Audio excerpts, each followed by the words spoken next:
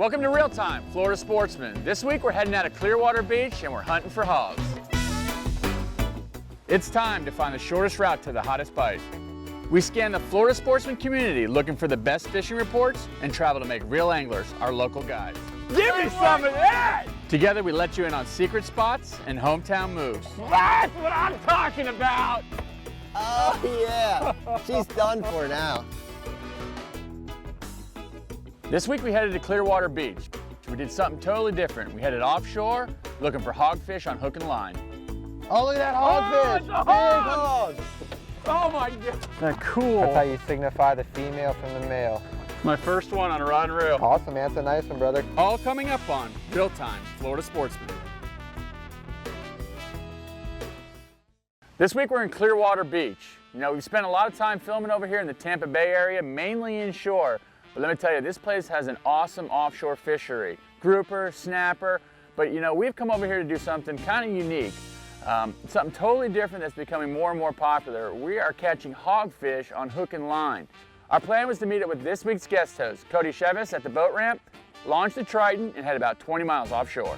Leaving out of Clearwater Pass, you know, the conditions looked absolutely beautiful. Light winds, a little overcast, but really it was kind of deceiving. We were sitting right on the boundary of a cold front that was pushing through. We knew our weather window was going to be small, but we hoped just to get out there in the morning, get on the bite, and get back before the rain started. We got to the first spot, you know, and looking on that Ray Marine, you're not really looking for a lot of relief. I mean, these are small little ledges, and actually, Cody was saying we don't want to be sitting even right on top of those ledges. These hogfish are known to be off the ledges onto the sandy areas. All right, first spot. How far off are we here? We're about 25 miles, 60 foot of water, fishing a piece of natural bottom. Pretty simple rig we got going on here, little knocker rig, little 1 ounce weight, and a 1 or 2/0 circle hook. Out here in the Gulf of Mexico, they require you to use a circle hook when fishing for reef fish, so we gotta abide by those rules.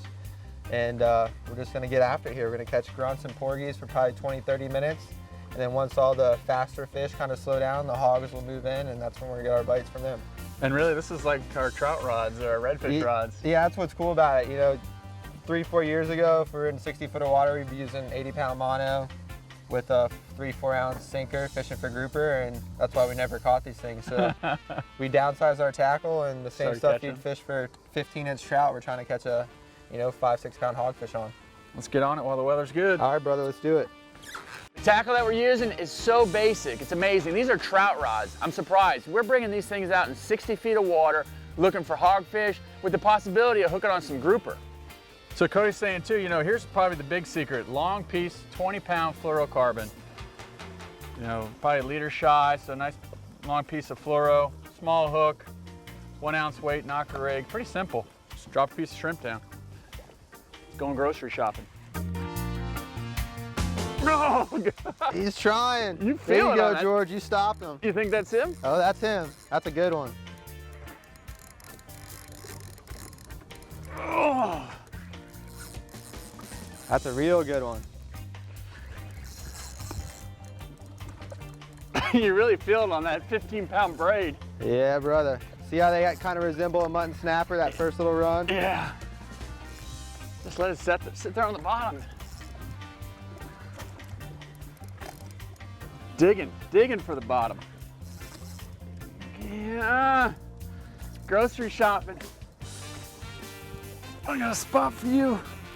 The Yeti. No, look at this porgy. Monster porgy. Oh my goodness. That's about as big as they get. Whew. The giant porgy. Those are edible. Oh yeah, we're gonna put him in the cooler. Right.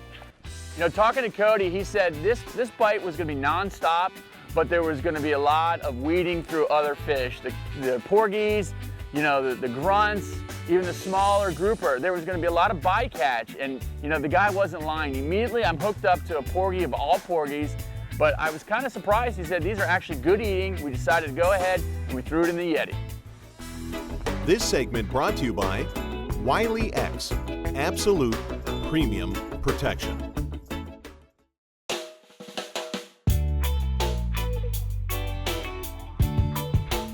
You grew up fishing these waters? Yeah, man, I was born right here in Bennington Shores. It's located right in between Johns Pass and Clearwater Pass. Grew up fishing mainly inshore and on the piers and stuff, and kind of from there branched to the offshore stuff. That's a great area to do inshore and offshore.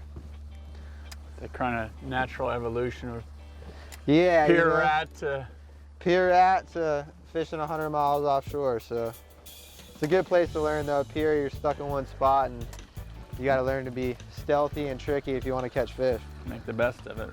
You've done pretty well in the tournaments too, right? Tarpon tournaments? Yeah, man, tarpon, redfish, kingfish. Do it all? Yeah, do it all. Keeps you busy.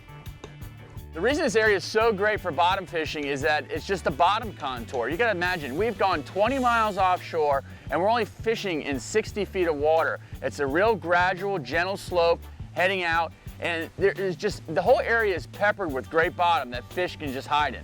So you gotta weed through a bunch of these. Yeah, these porgies and the grunts and stuff, they're a lot faster than those hogfish. So these things, they come in and, you know, if you're not getting bit every drop, you're not in the right spot. Okay. And it's good, you know, like a lot of people like to eat these porgies and grunts. It's good to keep a couple of them, but release the majority of them, because those are the fish that kind of bring everything else to the party. You know, the groupers and the hogfish, they like to hang around with this stuff. So if you come out to a spot and just completely vacuum clean at all these small fish. It's incredible, it's the color of the fins on this thing when Yeah, it's they're in the pretty water. fish. We call that electric blue. I know, it's crazy. Also, it's a unique color. A cool fish. So you want that bait off the bottom? You want it sitting on the bottom? No, you want that shrimp right on the bottom. And with this knocker rig we're using, paired with this 10-pound braid, you can kind of feel everything. So the key is drop it down to the bottom, and you want probably about 1.5 to 2 foot of slack. Okay. With your pointer finger just on that braid. And a lot of times those hogfish will just feel a tap, or they're just gonna slowly swim away with it. And you know, that 2 foot is kind of like a spring. You let them take that little 2 foot of slack you have and just reel down. You know, with these circle hooks, you can't really set the hook. Okay. You just kind of reel, just like any circle hook fishing you do for snook or whatnot. The bite for hogfish started a little slower than I think even Cody was hoping for. You know, we were definitely weeding through a bunch of fish, but we just couldn't get that hogfish bite. I was getting a little nervous too. The weather was closing in on us. Everywhere you looked around us, there were storms approaching. You know, the radar was just lighting up, and I knew our time would be limited. We moved around a little bit, trying some different areas, and then finally, Cody got the hogfish bite. What do you think? Yeah, fighting kind of like it.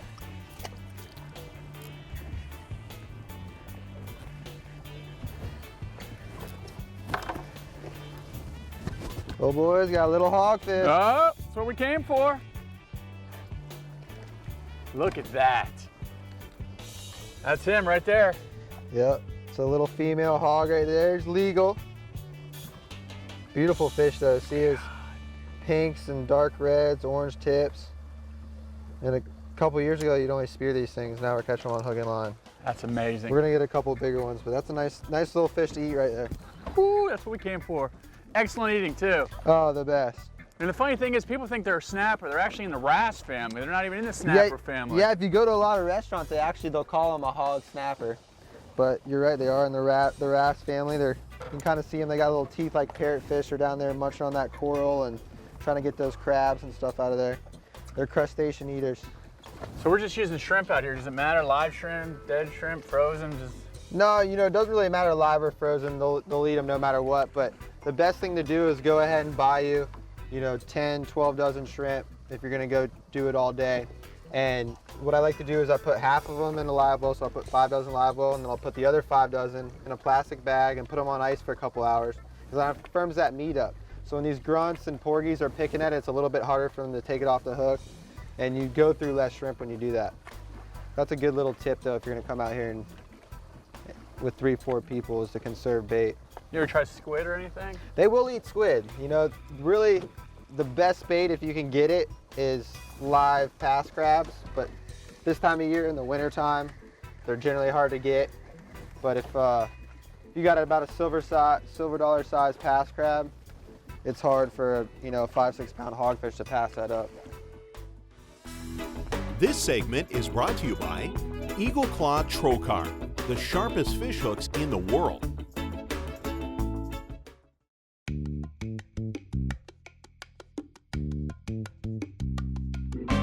It's about to get serious. Yeah, so that 6-hour window we thought we had, Just dropped down to about an hour and a half. That's what they make rain gear for. Yes, sir. Got my jacket out of here. Fish are already wet. They shouldn't care. No, nothing a little suiting and booting can't fix. Red grouper on light, 15-pound spider wire. I mean, as soon as you hooked one of those grouper, you knew immediately that it was something different. You know, it was a struggle to get them off the bottom, but I tell you, on that light tackle, it is so much fun. Get him, bro.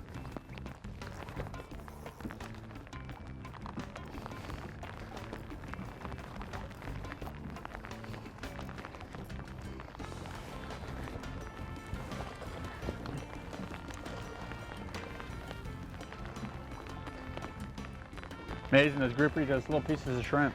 Little tiny shrimp head. Is that a keeper? That's a keeper. Is that dinner?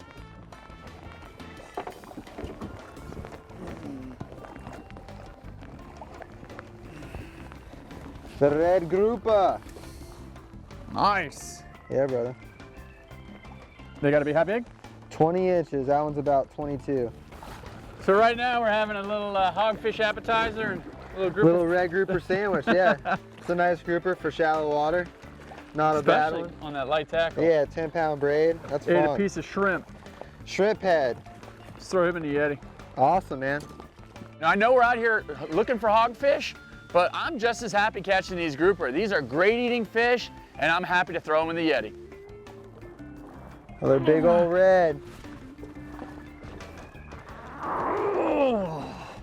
Yeah, get him away from that rock. Got him. Nice. Tackle here. Yeah, those first couple feet are the most important. Especially this light tackle.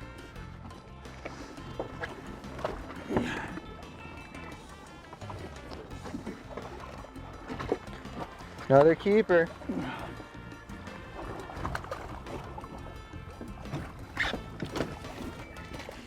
Barely hooked. Whew. Look at that. Nice fish, bro. So this is a red grouper. Typically catch them in the same kind of areas?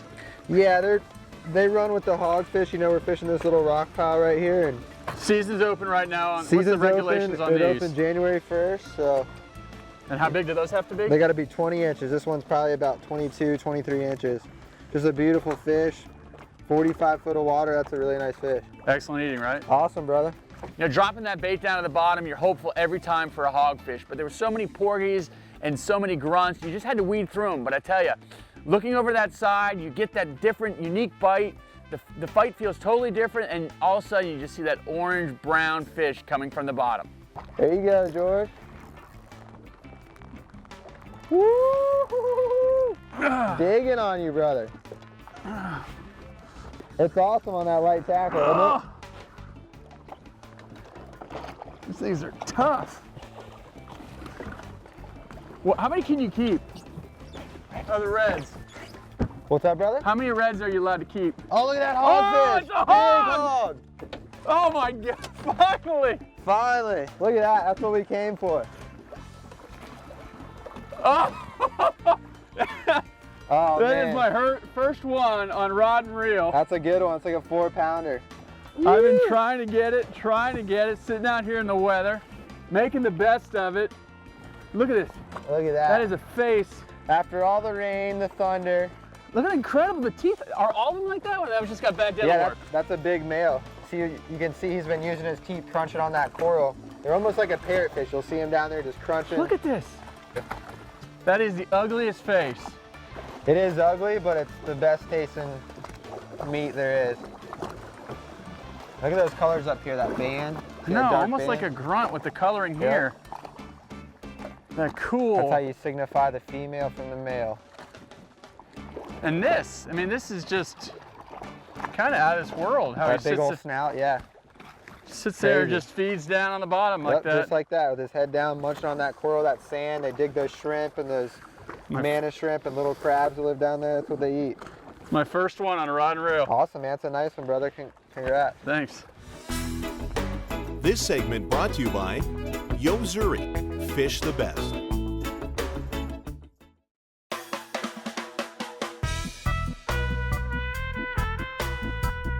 What was neat to see was as the weather conditions worsened, the bite got better. And you see this a lot of the time. You know, the barometer's falling ahead of this cold front, and I really think the fish can kind of sense this, and it's a trigger for them to feed. And this was the perfect example of that. The bite started out pretty slow in the morning, and more and more as that weather deteriorated, the bite just kept getting better. Ow! Is that another one? Might be. Might be. Or it's a big porgy, one of the two. No, starting to feel hoggy. Nope. Yep, another hog. Are you Nice kidding? hog. Look at Yeah, that. brother, turn it on for us. Woo, you know, sitting out here honestly struggling for hours in the rain, and it just turned on, one after the other now.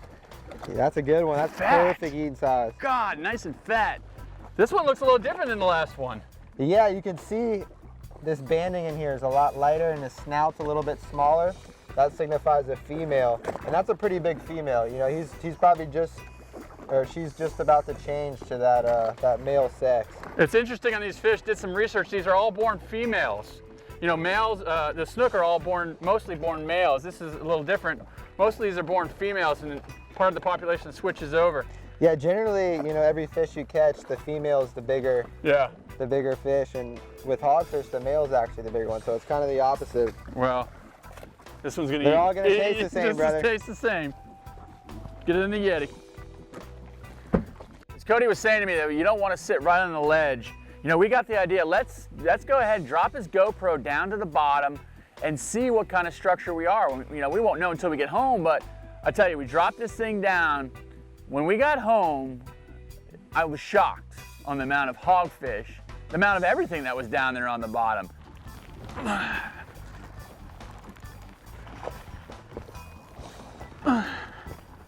Got a good one, George? Yeah. Look at this hog. Nice hog. Nice hog. You. You're killing me, brother. Ooh, that's a good one. Let me get this red grouper out of the way. Get that silly group out of my way. Woo! Oh, that's a good one, brother. Let me grab our landing net. Look at that fish.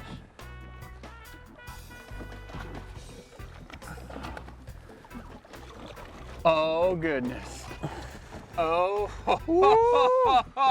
They're getting bigger. Oh, They're getting bigger. Hey, look at this. This is cool. You don't catch too many of these. Oh, he's tagged. Look at this. I mean, this is what a day. The weather's horrible. We're sitting here in Cold front in January. middle of winter. But the fish are chewing.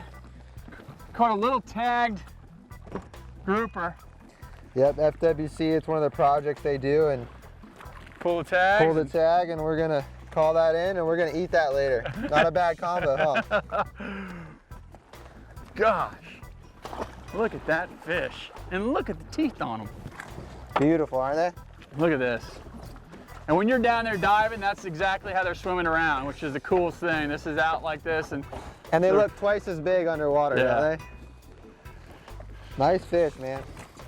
all right. Cody actually caught a red grouper that was tagged. And going back, looking at the GoPro footage, we actually saw this fish, you know, on the bottom, coming up to the GoPro before we even caught the thing. It is. Digging hard. Swimming out, yeah, it is. It's a Is the good right one? I think so. He's swimming out. On that big old shrimp head. He's Call. swimming fast. Yeah, he's got to be one.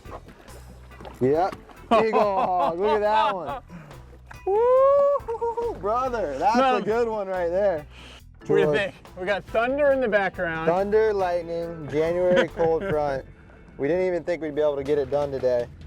And we pulled, what, almost 6, 7 big hogfish in the last 30 minutes off the spot. No, remember say starter race. I remember how you finished it. We had a slow start, man, and we came through. Persevered. Awesome, man. This is a quality fish for 50 foot of water, and that's almost 5.5, 6 pound hogfish. Real elusive fish. First time I've ever fished from a hook and line. It's becoming really popular over here on the West Coast. And this is how you do it, man. There's not much to it. That's that face you love. Oh, God, teeth. I think needs some dental work. We finally had enough. We're waterlogged. We're soaked to the bone. We've caught plenty of fish. The Yeti is filled. We decided, you know what? Let's call it. Let's head back to Clearwater Beach. It was time to get warm, get changed, and head over to Salt Rock Grill. We met the chef at Salt Rock Grill and got a, behind the scenes. He took us back, cleaned the fish, actually made us ceviche right there, took us into the kitchen, showed us preparing the food, and I tell you, I've never had such good eating fish in my life. As fresh as it was, right from the Gulf, right to the plate, prepared right in front of us. It was truly an awesome experience. That is awesome. Isn't that great? It just shows that whole fish. It looks a little bit different than when we caught it. Yeah? I think I like the way it looks now better. What about you? Right from the Gulf to our plate. Yeah, everything looks amazing as always. Thanks, brother. It's a pleasure. I can't wait to eat this. I've been following Cody's fishing for a while, and this was just one type of fishing that this guy has dialed in over here. And I tell you, it was an honor for him to share it with me, and his experience I'll never forget. He mutters away. Think so? No? Nope, lizardfish.